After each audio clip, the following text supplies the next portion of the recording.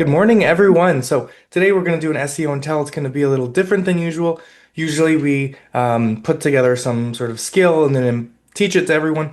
That's not what we're doing today. Today is more like a consumer insights case study, just kind of research into the industry. And then I want to open it up to everyone. What should we do about this? Because there's not really a right or wrong answer when it comes to AI. It's developing. So I'm gonna share my screen and show my findings. So we're going to be looking at AI and specific cases that have happened regarding AI. So agenda is going to be slightly different than usual. First, we're going to look at Coca-Cola's AI holiday ad and the consumer response to that.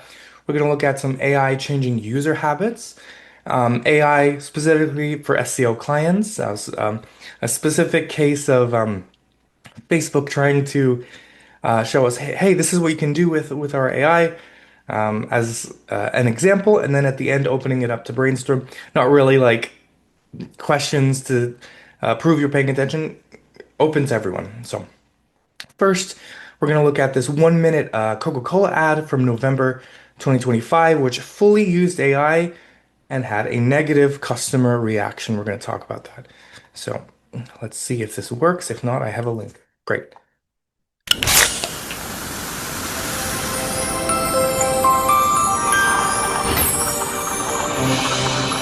Holidays are coming, holidays are coming, holidays are coming, holidays are coming, holidays are coming, holidays are coming. 'Tis the season, watch out, look around, something's coming, coming to town. Something magic in the night. Can you see it shining bright?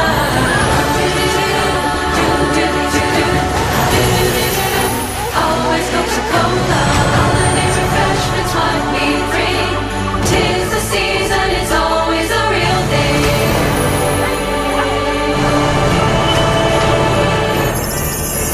Holidays are coming, holidays are coming, holidays are coming, holidays are coming, holidays are coming, holidays are coming. All right, that was the ad. And then here are some comments talking about it. It was overwhelmingly negative reaction to that.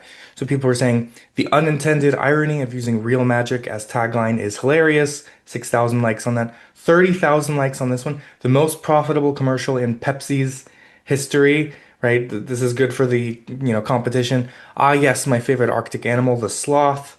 My favorite part is how the animals can't seem to decide if they want to imitate real life or a cartoon. This is the strongest argument I've ever seen for never touching this brand. So that's not things that the brand wanted to hear. That's not what Coca-Cola wanted to hear from this thing or from this ad.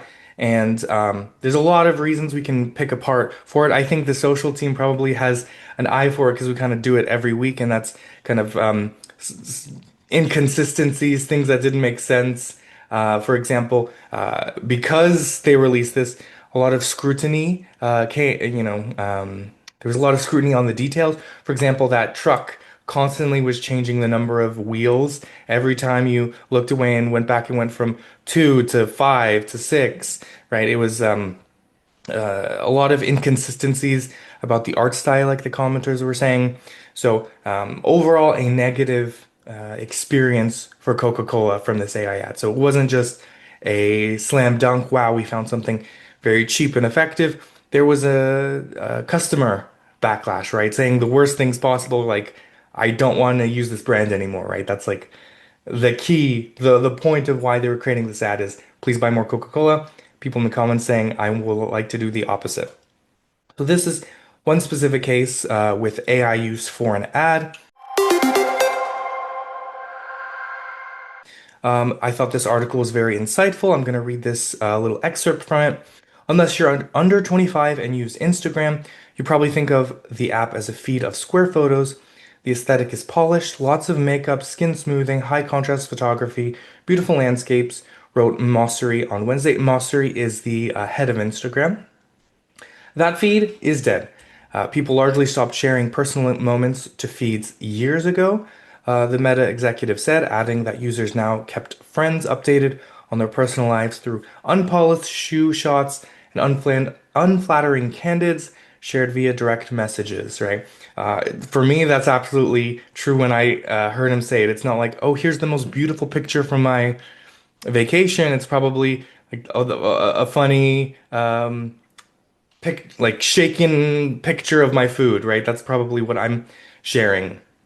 Flattering imagery is cheap to produce and boring to consume. People want content that feels real, he wrote, adding that social media feeds are starting to fill up with synthetic everything. So this is also a little bit part of the story of how users are responding to AI. Their habits are changing. We're seeing their reactions to AI content be a little bit different. And another interesting case I wanted to talk about was the case of Duolingo in the last year. So these are two headlines. I don't want to read the entire article. You can read it if you would like. But on June 9th of last year, the Duolingo CEO outlined his plan to become an AI first company. He didn't expect the human backlash that followed. So the CEO of Duolingo was announcing, this is our new strategy. Everything's going to be AI. He was very enthusiastic, right? I wonder how many levels of approval this had to go through before it was sent out. But the response was very negative. Actually, a few days before this was even posted, June 4th, this other headline made the news. Duolingo users are in turmoil over the app's AI lessons. Users complaining that, this didn't make sense, this was incorrect, there was a lot of issues with this AI implementation. But then people at the top were saying, we need more of this, we need to implement it more. I'm creating the story here that it's not always just more AI, more AI, more AI. That's not, seems to not be the solution, and it hurts them. I didn't include it here. Really should have, but their stock price has gone massively down since June, right? I can't remember the number, but it has not reached its height of May 2025. So, since this controversy in the news related to AI. So, here's another bit more specific to what we do. This is some bad use of AI with SEO clients. So, in the top left, that's a picture from New Year's. And then, if you have interacted with anything Facebook business, you know how much they're like, hey, you want the AI? Hey, do you want to use it? Do you want to use this AI? They push it so heavily. And I said, okay, let's see for this SEO intel, let's see what that looks like. And here's some examples of what it put together. Some very confusing imagery. I don't know where they're putting these people. The floor is different. The roof is different. They're creating people that aren't there. Where are all the slot machines? Why is it suddenly a cartoon? What are they holding? Who are these people? What language is this? A lot of confusing imagery. And as it relates to, I believe, um, I can't remember who said it. It's probably Maria who said this expression that we are the stewards of, the brands that we, work with. As it relates to making sure people know Emerald Island Casino, love Emerald Island Casino, this would be very confusing if we had posted any of these photos, right? Probably would get a negative reaction. Where is this? This does not look like Emerald Island. I have another example with Rainbow Club, specific picture of Anne and Courtney, and this was a little bit more egregious to me because this is like, who are these people even? It's like merging their faces. We have some uncanny valley, like messing with their faces in a, unnatural way. Uh, the combination of Anne and Courtney into one human. She has a tiara out of nowhere. They're adding random people. So it would not have been the right decision to send out any of these photos or post any of these as ads or anything like this because the brand has been so modified in an unrecognizable way. So that was the consumer insights portion. Now I kind of want to open it up for a brainstorm. What does this mean for Success City? What do we do with this? So we have the dilemma that we want to represent clients with polish, but then polish, as we saw in that article, is cheap to produce and boring. And then potentially it's dangerous, right? People say, I don't want to deal with this brand anymore. This is not Coca-Cola. This is not Emerald Island Casino or whatever. So here are some little basic guidelines I thought of, and maybe we can add some more to this. These are some potential places to avoid AI content. I thought images of the brand, and by that I mean people, places, product. So for example, Emerald Island Casino, we wouldn't want to make an AI image of the casino. That's what people imagine. That's what we're selling is people going to this place. If we modify it, people are like, what is this place? This is not what I'm used to. If it's people, for example, we're selling legal services and we start making AI images of the lawyer they'll be working with, that would be pretty off-putting. That's not the person I'm working with. If we're selling like a product, for example, some straw, for example, and we're modifying it in AI photos, people will be like, this is not what I signed up for. Voiceovers, I think, don't go over pretty well because, that often isn't the brand that we're trying to sell. I think it would depend on many contexts. And then potential places AI I think could be fine. So maybe abstract backgrounds. We make lots of graphics of like crazy white room with lines. I would imagine that could be AI without an issue. I'd imagine music could probably be fine without an issue. Brainstorming post ideas, right? It goes through so many layers of analysis that I don't think post ideas could go badly. So I want to open it up to the team. Does anyone have any ideas, something to add, something to avoid? Any thoughts? Well, Alex, I'd like to add to the avoid. One of the things that I note is cadence. And the problem with AI is once you've seen it, you'll see it again and your brain connects it. Complete two different brands, two entirely different campaigns. It doesn't matter. But once you see it, you go, oh, that's AI. So you dismiss it. You don't take it seriously.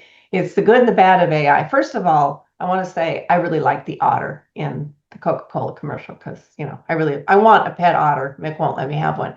But AI, it's the question maybe is should you take it seriously? And I don't think humans do. And so I think that's why when you use it alone, you're just diminishing everything. You're diminishing your effort. It's not human.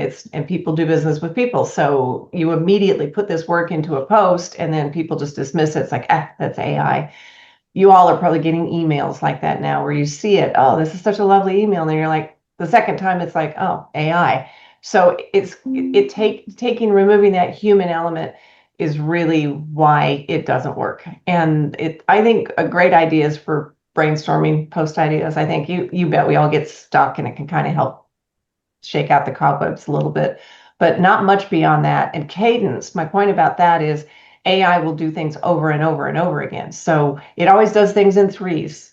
It always does the M dash. Laura pointed that out to me recently. I was like, oh yeah, I have seen that before. So you want to look for those patterns because that's what you're going to get. And again, if it's not human and natural, you're wasting everybody's time. People it's easy to dismiss. Related to that, I think, Maria, you talk about like not using AI as the only thing. I also think it gets messy when you use it in conjunction with real content. For example, there's a Ram ad right now, obviously selling cars, but they're using like desert landscape in the background, and some of it where the vehicle is in is real footage, and some of it is not. Like in clips in between. I'm like, that cactus is not a real cactus. And then it's just so glaring next to what is actually genuine landscape footage. Yeah, absolutely. So I think there probably is some time and place for it, but I think especially when it comes to the part that people see, right? The product, right? They're selling the car, right? When it comes to that's what people are saying. I think that's when we ought to be a little bit more careful, right? Um, yeah, that's basically what I had prepared. So unless we have some more comments or concerns, that's really all I had for you today. Um, do we feel? How do we feel overall? What's the temperature check? How do we feel about using AI for it? Are we scared of it? Are we knowing of the limitations? How do we feel? Yeah, I'd love to hear everybody, something from everybody, maybe where they've seen it, where they've recognized it, or a good use. Anything that you might want to share, I think would be really helpful. Well, I Yeah. guess I'll probably start a little bit with that. So for me personally, just as for what I do and what we work with, AI in certain aspects is good. I love it for the for example ChatGPT's deep research where it could do that while you're working on something else. So I love that it could do a lot of aspects, but I think the actual artist piece, like for example the Coca-Cola ad that you showed, I'm not a fan of that. And for me, it's more of the you're like removing that human element because a human would be like when they create something like that, you could tell like they put like love and attention into it. But when you just have AI do it, it just doesn't feel genuine. Like it feels kind of like a little bit cheap. And I'm not really a fan of that. I love the human element because you could tell like when somebody makes something, and then there's like that whole argument with where you had like AI, they had it like make pieces of art, kind of like the Mona Lisa, for example, and you could tell like the Mona Lisa, was made by a human, but then you could when the AI made similar stuff, you could see that like it doesn't know the human brain as much as it possibly could. At least for now, it's probably going to get better, but you could just kind of tell it just doesn't have that human aspect, and I like the human aspect of stuff. And so like going back to the Coca-Cola thing, it felt cheap, especially for a company that big. It didn't feel right. But I do think you have to note it would be really hard to get all those animal actors to work so well together. Well, even when they animated the polar bear back in the day, the polar bear with the thing that when they animated, that was actual people that animated those. So they made it seem more fun, more genuine, and these, it didn't.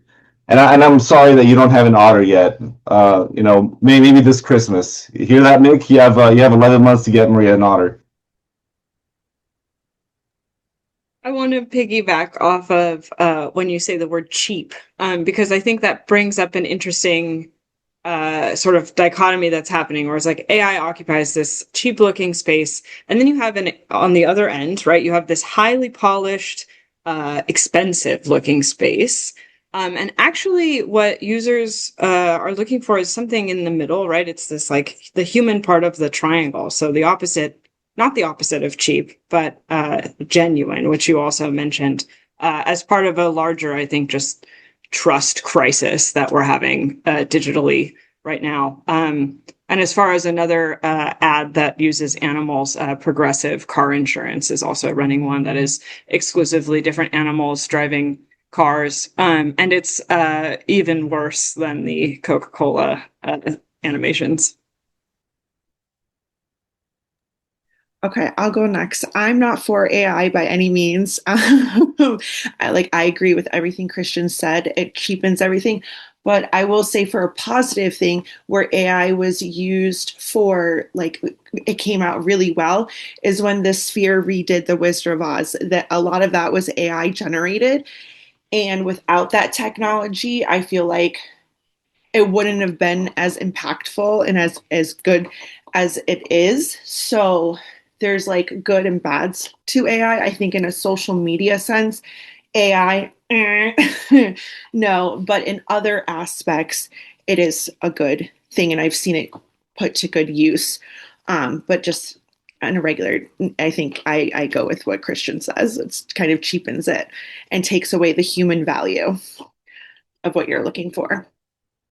And so something like on the back end, it would be fine, but maybe customer facing, it cheapens the thing. We want it to seem valuable, right? We're creating value. AI removes the value in some cases, yeah. I think I'll add something here. So I think one of the biggest things, 'cause I'm not a fan of AI in 99% of the ways that it's used, especially creatives, visually. I think the biggest thing that concerns me with AI is it breaks trust with things that you see on the internet as a consumer and as a people, someone that works in the industry, because us working in the industry, we can recognize when something is AI, whether it's text or visual or something like that. But there could be someone that creates something that's AI that is not so good for people to see, or has misinformation, like major misinformation, and they could believe it, and then they could spread it. So that's something that I find the scariest about AI, just because um, while it does have its good aspects and people can put it to some good use, there's a lot of people who aren't going to recognize the negative parts of it, and the misinformation that they may be getting and spreading to other people.